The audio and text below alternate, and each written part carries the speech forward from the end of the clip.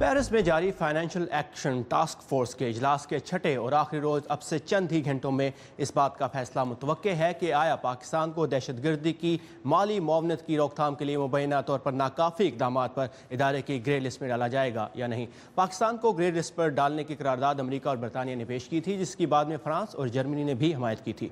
मुख्तलिफ ज़राए से हासिल होने वाली रिपोर्ट्स के मुताबिक गुज़िश्ता रात चीन और सऊदी अरब ने इस करारदाद पर अपना एहतजाज वापस ले लिया, जिसके बाद पाकिस्तान को ग्रे लिस्ट में डालने की राह हमवार हो गई है। तहम AFATF के मुताबिक हतमी फैसला पेरिस के वक्त के मुताबिक शाम 6 बजे शाया किया जाएगा।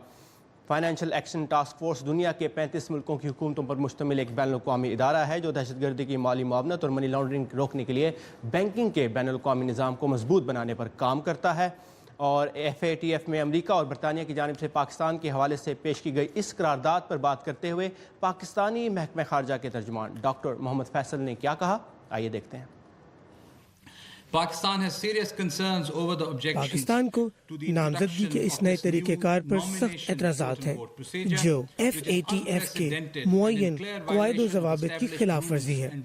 हम अमरीका की जानिब से पाकिस्तान के काउंटर फाइनेंसिंग टेररिज्म और एंटी मनी लॉन्ड्रिंग रजीम की कमजोरियों को नज़रअंदाज करके उठाए जाने वाले ज़्यादातर तहफ़्फ़ुज़ात को 2015 में ही दूर कर चुके हैं, जब पाकिस्तान को इस लिस्ट से हटाया गया था। तर्जमान ने यह भी कहा कि वो इस वक्त FATF के हतमी फैसले का इंतज़ार कर रहे हैं और दूसरी जानिब अमरीकी इंतज़ामिया की पाकिस्तान से बढ़ते हुए अदम इत्मीनान की एक और मिसाल कल वाइट हाउस के तर्जुमान के इस बयान की शक्ल में भी देखने को मिली। आइए सुनते हैं। इन कंसर्न्स को तस्लीम करने के हवाले से हमने पाकिस्तान की जानिब से कुछ पेशरफ देखी है, लेकिन सदर पाकिस्तान की तरफ से की गई पेशरफ से मुतमईन नहीं।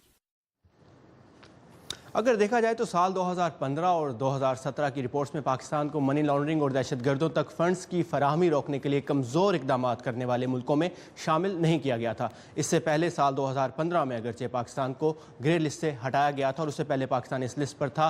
तो अगर पाकिस्तान इस लिस्ट पर दोबारा से आ जाता है तो इसके असरात क्या होंगे? अगर वो इस पर नहीं भी डाला जाता तो इस करारदाद का पेश किया जाना क्या मानी रखता है? इस पर बात करेंगे यूनिवर्सिटी ऑफ बॉस्टन से मुंसलिक बैनुल-अक़वामी अमूर के माहिर प्रोफेसर डॉक्टर आदिल नजम से। आदिल नजम, वेलकम टू व्यू 360। अमेरिका का इल्ज़ाम कि पाकिस्तान दहशतगर्दों फंड्स की फराहमी रोकने के लिए खौतर खा इक़दाम नहीं कर रहा, यहाँ अमेरिका में आप इस इल्ज़ाम को कैसे देख रहे हैं?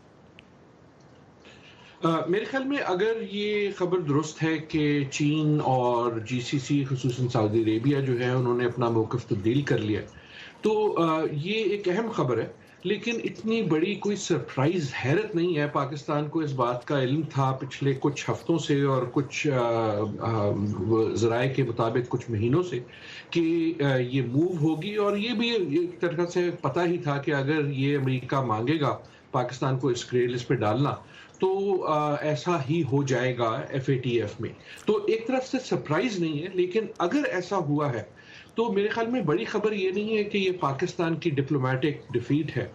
बड़ी खबर ये है कि अमेरिका जो है उसकी जो कोशिश थी पाकिस्तान को साइडलाइन करने की, उसमें वो डिप्लोमेटिकली सक्सेसफुल हुआ है, और वो एक अहम बात है, खुसूसन गिवन जो अमेरिका के ताल्लुकात हैं आजकल दुनिया से। तो अमेरिका ने एक तरह से ये जो मूव है, अगर इसमें कामयाबी हासिल की है तो इसका डिप्लोमेटिक जो इम्पैक्ट है वो ज़्यादा है बनिस्बत फाइनेंशियल या टेरर के। मुख्तसर बात ये कि मेरे ख्याल में ऐसा तो नहीं है कि इसकी वजह से दुनिया में कल टेररिज्म कम हो जाएगा, या ऐसा कि हालात जो थे परसों जो थे गुज़श्ता परसों वो पाकिस्तान यकदम जो है वो एक टेररिस्ट फाइनेंसर बन गया था और आइंदा परसों जो है वो ख़त्म हो जाएगा। ये मेरे ख्याल में डिप्लोमेटिक मूव है मच मोर देन एक टेरर की पॉलिसी के, और इसका ताल्लुक जो है वो पाकिस्तान अमेरिका रिलेशन से। तो सफारती और फाइनेंशियल मुश्किलात की पाकिस्तान के लिए आपने बात की, तो इन मुश्किलात का एक आम आदमी पर पाकिस्तान में क्या असर पड़ेगा? मेरे ख्याल में आम आदमी को नज़र नहीं आएगा, आम आदमी को नज़र नहीं आएगा, लेकिन खुसूसन जो लोग यकीनन जो लोग फाइनेंशियल सेक्टर में हैं उनको नज़र आएगा। जो आपकी बैनुल-अक़वामी ट्रेडिंग है फॉर एग्ज़ाम्पल, या मईशत जिसका ताल्लुक बैनुल-अक़वामी ट्रांजैक्शन से है, उसमें मुश्किलात हो जाएंगी। जैसे कि आप जानते हैं पाकिस्तान पहले भी इस लिस्ट पे रहा है। ये लिस्ट ऐसी नहीं है कि जो एक तरह से बंद कर दे आपकी इंटरनेशनल ट्रांजैक्शन, صرف یہ ہے کہ کچھ ہرڈلز جو ہیں وہ زیادہ آ جاتی ہیں، تو جو فار ایگزامپل ایکسپورٹر ہے یا امپورٹر ہے اس کو اب کچھ ہوپ سے، کچھ مراحل سے زیادہ گزرنا پڑے گا. لیکن جہاں تک عام آدمی کا تعلق ہے، میرے خیال میں ایسا نہیں ہے کہ اس کو بہت زیادہ فرق نظر آئے گا. ایسا نہیں ہے کہ قیمتوں میں کوئی اثر پڑ جائے گا. میرے خیال میں جو فورن ڈائریکٹ انویسٹمنٹ ہے اس میں بھی زیادہ فرق اس لیے نہیں پڑے گا کہ اس وقت جو آپ کے ملک میں انویسٹمنٹ ہے وہ زیادہ تو چین سے آ رہی ہے، باقی دنیا سے اتنی آ نہیں رہی، تو اس حوالے سے فرق نہیں پڑے گا. لیکن ڈپلومیٹکلی یقیناً ایک فرق پڑے گا پاکستان کو بھی اور امریکہ کو بھی اور دونوں کے تعلقات کو. تو پاک امریکہ تعلقات پہ تو اثر پڑے گا، لیکن اگر پاکستان بچنا چاہتا ہے اس گرے لسٹ پر آنے سے ان فیوچر، تو کیا کرنا ہوگا پاکستان کو؟ میرا اپنا یہ خیال ہے کہ یہاں جو ڈپلومیسی کی گیم کھیلی جا رہی ہے، جو ٹرمپ صاحب کی گیم ہے، اور آپ نے جیسے نوٹ کیا کہ جو سٹیٹمنٹ آئی امریکن حکام سے، اس میں انہوں نے یہ کہا کہ صدر ابھی تک مطمئن نہیں، اور یہ پرسنلائز سٹیٹمنٹ ہے. تو میرے خیال میں اس میں پاکستان جو ہے کچھ نہ کچھ اچھل کود کرے گا. کچھ انہوں نے کی ہے، کچھ فیصلے کیے گئے ہیں، کچھ فیصلے اگلے ہفتوں میں اس ڈیسیجن کے بعد کیے جائیں گے.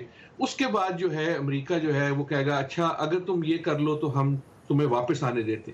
اور اس کا تعلق زیادہ اس بات سے صرف نہیں ہے کہ پاکستان ٹیررزم فائنینسنگ پہ کیا کرتا ہے، اس کا تعلق اس بات سے ہے کہ جو بالعموم امریکن سفارتی ڈیمانڈز کر رہا ہے پاکستان سے، اس پہ ایک طرح سے وہ ان کو ایک پریشر پوائنٹ اور مل گیا.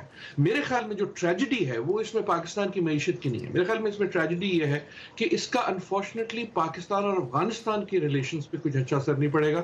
اور جو ٹیررزم کا اصلی مسئلہ ہے جنوبی ایشیا میں، اس میں میرے خیال میں بہتری کی کوئی صورت نہیں آئے گی. یہ ایک طرح سے بلی اور چوہے کی ایک ڈپلومیٹک گیم ہے، اور یہ بازی بھی بلی کو گئی. تو یہ اگر آپ دیکھیں سفارتی ناکامی کی، آپ نے پاکستان، امریکہ اور افغانستان کے حوالے سے بات کی، چین اور سعودی عرب بھی پیچھے ہٹ گئے، تو کیا بین الاقوامی طور پر بھی یہ پاکستان کی سفارتی ناکامی ہے؟